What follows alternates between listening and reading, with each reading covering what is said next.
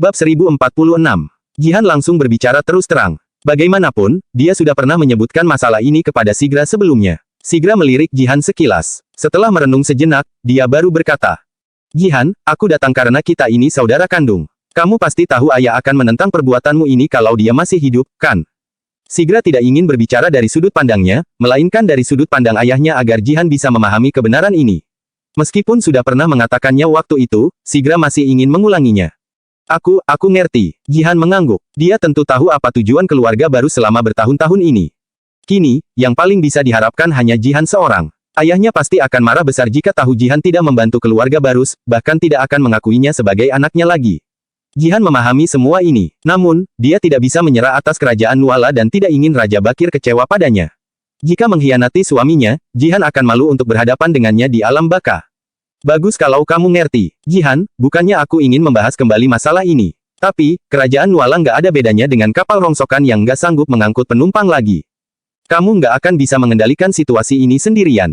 Kamu juga bisa menilai, keluarga Juwanto sudah mulai mendominasi. Harus diakui, metode mereka ini sangat kejam. Jangankan kamu, aku saja akan kewalahan.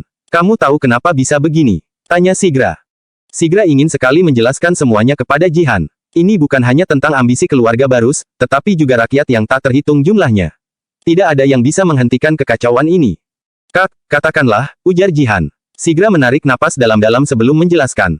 Akar masalah ini bukan hanya karena Raja Bakir yang nggak kompeten. Meskipun dia mampu, dia tetap nggak bisa menghentikan kekacauan ini, lebih tepatnya, kekacauan ini sudah ditakdirkan sejak zaman dulu.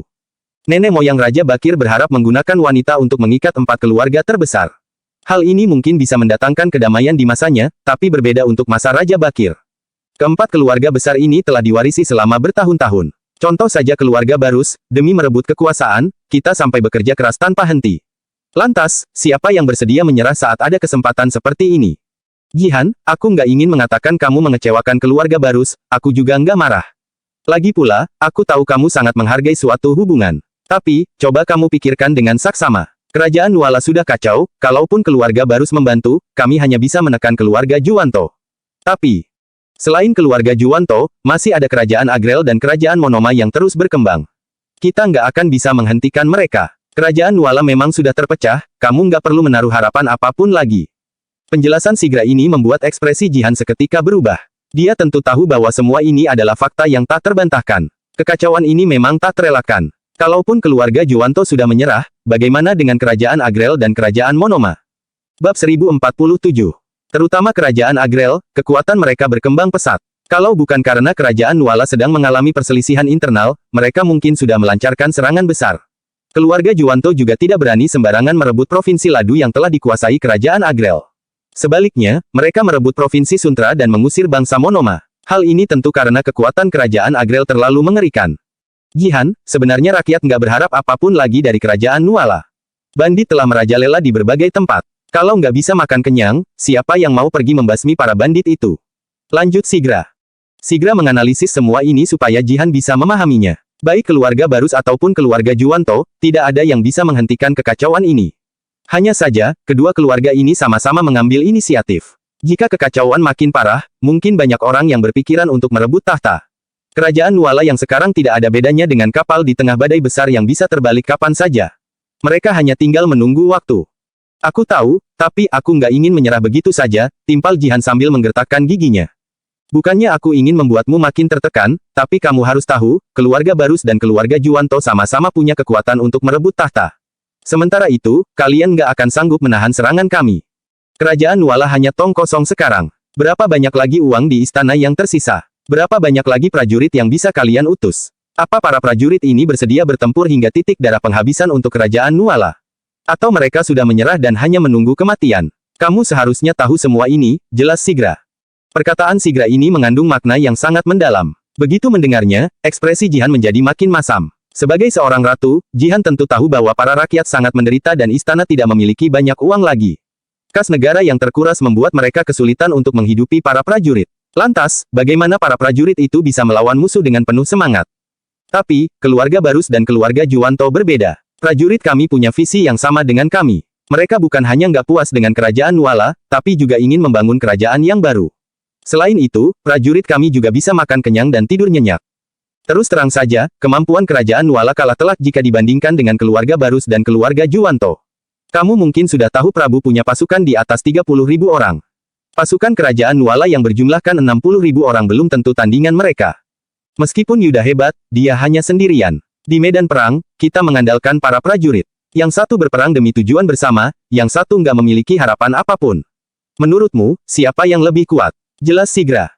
Hati Jihan Bak disayat pisau saat mendengarnya. Dia menarik napas dalam-dalam, wajahnya menjadi makin pucat dan masam. Jihan, sebaiknya kamu segera membuat keputusan. Keluarga Juwanto jelas nggak ingin menunggu lagi, mereka sampai mengutus Prabu untuk turun tangan. Dia ingin merebut tahta kerajaan Nuala dengan memanfaatkan dukungan para rakyat. Kalau sampai keluarga Juwanto berhasil memanfaatkan kesempatan ini dan menguasai dunia, kita mungkin akan dihabisi oleh mereka. Ketika saat itu tiba, kamu bukan hanya malu bertemu mendiang Raja Bakir, tapi juga ayah kita dan leluhur kita. Bagaimanapun, kamu berpotensi untuk membuat kerja keras keluarga baru selama bertahun-tahun ini menjadi sia-sia. Apa kamu pernah memikirkan semua ini? Tanya Sigra dengan serius. Mendengar ini, Jihan pun tampak sangat panik. Bab 1048. Selesai mengatakan semua itu, ekspresi Sigra juga terlihat muram.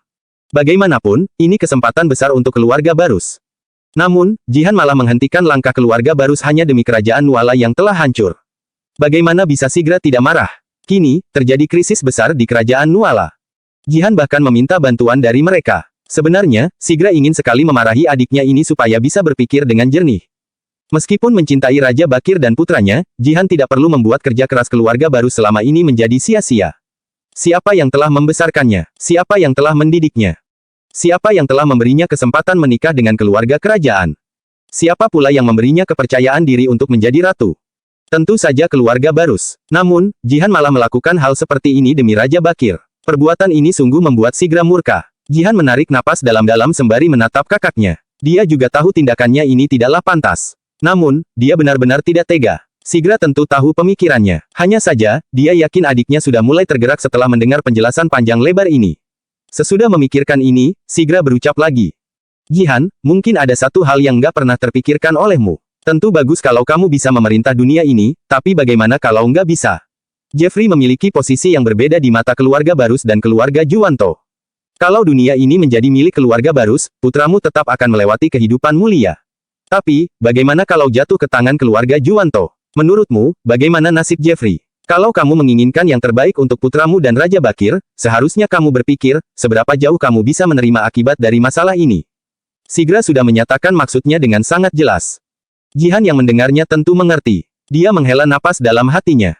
Terbersit ketidakberdayaan pada sorot matanya. Jihan tentu tahu keluarga Barus akan memperlakukannya dan Jeffrey dengan baik, tetapi tidak untuk keluarga Juwanto. Kini, keluarga Juwanto belum memperlihatkan seluruh kekuatan mereka. Akan tetapi, kerajaan Nuala malah tidak bisa berkutik lagi. Tidak ada yang tahu apa tindakan keluarga Juwanto yang selanjutnya. Prabu yang muncul mendadak ini saja sudah membuat Jihan merasa sangat pusing. Jika muncul orang lain lagi, dia pasti akan mengecewakan Raja Bakir dan mencelakai keluarga Barus. Bukan hanya kerajaan Nuala yang akan hancur, tetapi darah daging Raja Bakir juga akan dibunuh oleh musuh. Ketika saat itu tiba, Jihan pasti akan malu untuk menemui Raja Bakir di alam baka. Sesudah memikirkan semua ini, Jihan menarik napas dalam-dalam. Dia berucap, "Kak, aku mengerti, tapi, aku tetap ingin meminta bantuan darimu. Setidaknya, putraku harus menjadi raja. Setelah itu, aku nggak peduli lagi, juga nggak sanggup mengurusnya lagi." Bab 1049. Sigra tertegun sejenak setelah mendengar ucapan Jihan. Namun, Sigra juga paham. Jihan ingin putranya dan Raja Bakir menjadi raja, tetapi, Jihan tidak peduli seberapa lama putranya bisa menduduki posisi raja. Jika begitu, Sigra tahu apa yang harus dilakukannya. Sigra berkata, "Jihan, kalau begitu, aku akan memberimu jawaban yang pasti. Sekarang, kamu bisa menyokong Jeffrey menjadi raja dan kami bisa membantumu mempertahankan kerajaan Nuala. Tapi, setelah menyingkirkan keluarga Juwanto, kerajaan Nuala akan menjadi milik keluarga Barus. Nantinya, aku jamin kamu dan anakmu akan menikmati kemewahan seumur hidup." Sigra tersenyum. Akhirnya, dia yang menang dalam negosiasinya dengan Jihan kali ini. Jika Jihan berpikiran seperti ini, berarti dia tidak ingin bertarung lagi. Lagi pula, Sigra memang tidak membohongi Jihan. Di dusun Darmadi, Wira sedang minum teh di rumahnya. Tiba-tiba, Dewina berjalan masuk dengan ekspresi cemas dan buru-buru melapor.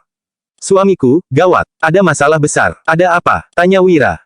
Melihat raut wajah Dewina yang khawatir, Wira juga menjadi gugup. Dewina menjawab, "Jalur perdagangan kita di Provinsi Yolas dan Suntra dihentikan. Apa? Ujar Wira. Dia tercengang setelah mendengar ucapan Dewina. Wira bertanya dengan ekspresi tidak percaya. Kenapa bisa begini? Dewina yang panik menyeka keringat di dahinya dan berucap. Selain itu, ada orang yang menjual barang yang sama persis dengan kita. Dewina berjeda sejenak lalu menggeleng dan melanjutkan dengan ekspresi gugup. Meskipun jumlah barang mereka nggak sebanyak kita, kualitas barang mereka sama dengan barang kita. Ternyata ada masalah seperti itu, kata Wira.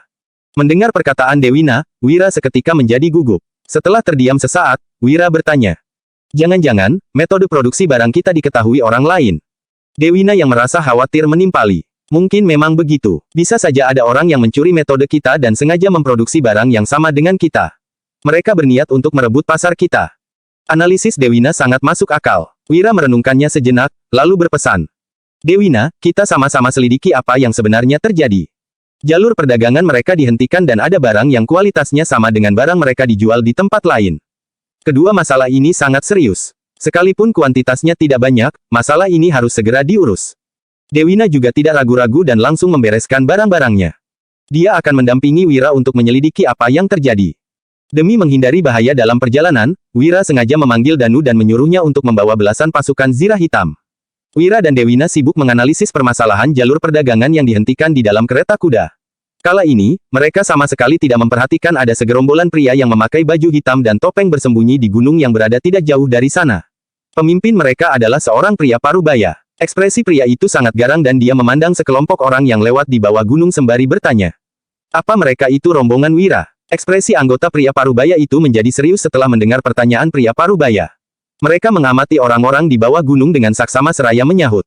Mungkin itu memang mereka. Bagaimanapun, sekarang hanya Wira yang berani melewati jalan ini. Bab 1050. Pemimpin itu mengangguk dan ekspresinya tampak serius. Dia berujar dengan dingin. Ayo, kita cegat mereka. Setelah pemimpin memberi perintah, segerombolan pria berpakaian hitam itu segera berjalan menuju ke bawah gunung. Sementara itu, Dewina yang mengikuti Wira terlihat gugup. Dewina merasakan ancaman di sekitar mereka. Untung saja, Danu dan belasan pasukan zirah hitam mendampingi mereka, jadi Dewina merasa sedikit aman. Dewina berucap. Suamiku, kita. Sebelum menyelesaikan perkataannya, Dewina mendengar suara di sekitar. Ekspresi Danu menjadi muram, dia langsung mundur ke sisi Wira dan Dewina untuk melindungi mereka berdua. Tak lama kemudian, segerombolan bandit bergegas mendatangi rombongan Wira. Dewina yang terkejut menarik lengan baju Wira dan bersembunyi di belakang Wira. Danu dan belasan pasukan zirah hitam seketika menjadi was-was. Mereka menatap para bandit dengan ekspresi garang. Wira tertegun saat bertemu dengan bandit. Dia berpikir mungkin ada bandit baru menguasai gunung di daerah ini dan berniat merampok.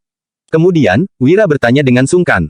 Kalian bandit dari daerah mana? Ya. Pemimpin bandit mengernyit dan mengamati Wira dengan saksama, seolah-olah sedang berusaha mengenali identitas Wira. Sementara itu, Wira bertanya lagi. Kalian mencegat kami pasti karena uang. Bagaimana kalau kita bekerja sama? Kelak, aku akan membayar uang keamanan kepada kalian setiap bulan untuk jalan ini. Tapi, kalian harus menjamin kami bisa melewati ini dengan aman, begitu pula dengan barang kami. Begitu mendengar ucapan Wira, pemimpin bandit langsung menatap Wira dan bertanya balik. Kamu siapa? Atas dasar apa aku mempercayai omonganmu? Wira tersenyum dan menyahut, namaku Wira. Seorang pebisnis paling mengutamakan kredibilitas. Kalau kamu bersedia, kedepannya kita akan menjadi mitra bisnis. Pemimpin bandit mencibir, lalu mengangguk dan menimpali. Ternyata kamu Wira, iya. Kamu kenal denganku, tanya Wira. Mendengar pemimpin bandit menyebutkan namanya, Wira tiba-tiba merasa ada yang tidak beres. Apa kali ini tujuan para bandit adalah merampok Wira? Sesuai dugaan, saat Wira sedang memikirkan hal ini, pemimpin bandit tertawa sinis dan berkata, tentu saja, aku memang mencarimu. Wira tertegun setelah mendengar ucapan pemimpin bandit. Ternyata, para bandit ini memang mengincarnya. Wira memandang bandit-bandit itu dengan dingin seraya berujar. Kita bisa bernegosiasi, aku tahu kalian mau bunuh aku karena mendapatkan uang dari orang lain. Begini saja, bagaimana kalau kalian sebutkan harganya? Pemimpin bandit mencibir sesudah mendengar perkataan Wira. Dia mengangkat pedang di tangannya, lalu mengarahkannya ke kepala Wira sembari mengancam. Hari ini, kami muncul di sini bukan demi uang atau keuntungan apapun, tapi untuk membunuh kamu. Kemudian, pemimpin bandit menunjuk semua rombongan Wira dengan pedangnya sambil membentak. Aku juga akan menghabisi kalian semua. Dewina tersentak, dia merasa sangat panik. Bab 1051. Danu yang berada di sebelah juga menjadi sangat waspada. Namun, jumlah lawan mereka sangat banyak. Tidak peduli seberapa hebat pun dirinya dan pasukan zirah hitam, lawan mereka berjumlah sekitar 1000 orang. Perbedaan jumlah yang sangat banyak ini sangat merugikan mereka. Danu pun secara refleks membawa orang untuk melindungi Dewina dan Wira agar mereka tidak diserang secara diam-diam oleh lawan mereka. Wira juga tahu apabila tidak bisa melarikan diri kali ini, mereka semua pasti akan mati di sini. Oleh karena itu, dia diam-diam memasukkan tangannya ke saku dan bersiap-siap untuk menggunakan senjata andalannya di saat-saat genting. Orang yang memimpin di paling depan itu tidak mengetahui tentang kehebatan Wira. Dia terlihat sangat sombong, lalu mengancam Wira dengan dingin. Wira, maaf. Salahkan saja dirimu karena sudah menyinggung orang yang nggak sepantasnya kamu singgung. Tindakanmu itu memang sangat konyol.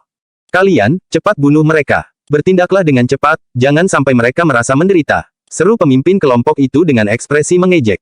Baik, sekelompok orang dengan cepat melangkah maju, lalu langsung menyerang ke arah Wira sambil berkata. Mati sana, tenang saja, kalian nggak akan merasa terlalu menderita. Tak disangka, Wira tiba-tiba mencabut pelatuk granat dan melemparnya ke arah sekelompok orang itu. Pria yang memimpin di paling depan pun terkejut. Gawat, dia ingin menghindar, tetapi sama sekali tidak memiliki kesempatan untuk melakukannya. Akhirnya, dia hanya sempat melangkah mundur satu langkah dengan panik. Sekelompok orang di belakangnya juga sama sekali tidak sempat menghindar dan langsung terkena ledakan granat itu. Ah, terdengar teriakan kesakitan yang terus berlanjut.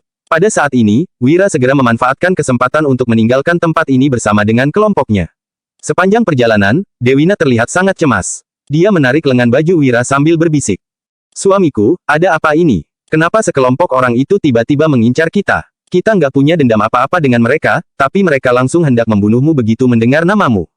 Wira menjawab dengan ekspresi yang sangat serius. Aku juga nggak tahu, tapi, mereka sepertinya memang mengincarku. Menurutku, kedua jalur bisnis kita yang diputuskan juga merupakan taktik yang sengaja digunakan mereka untuk menjebakku.